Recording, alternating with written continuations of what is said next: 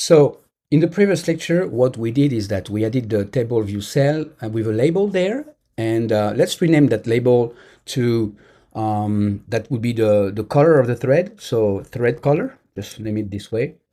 And as you can see, we don't see it because as soon as we added the constraint, it squashed the table view cell. So what we need to do is click on the table view and go to the show the size inspector here.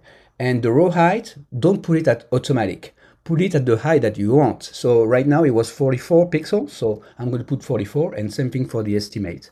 And as you can see, as soon as you do this, then it appears right there. So that's perfect. That's exactly what we want.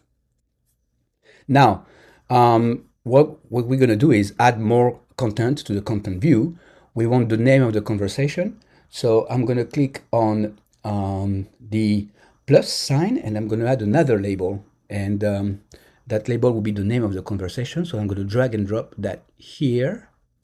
And so that could do it for now. So I'm just going to take all the space here, and I'm going to add constraints.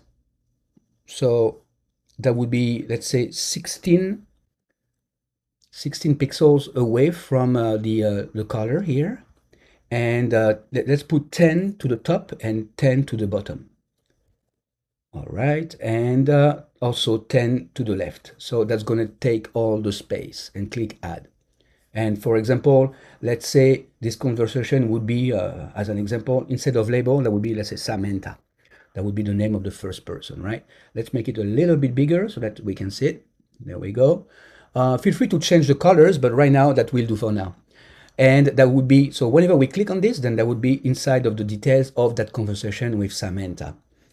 All right, that's going to be enough. Now, what we need to do next is to actually work on connecting this to the code behind. So the next step is to create the code of the thread and the manager to manage the table view cells of the table view.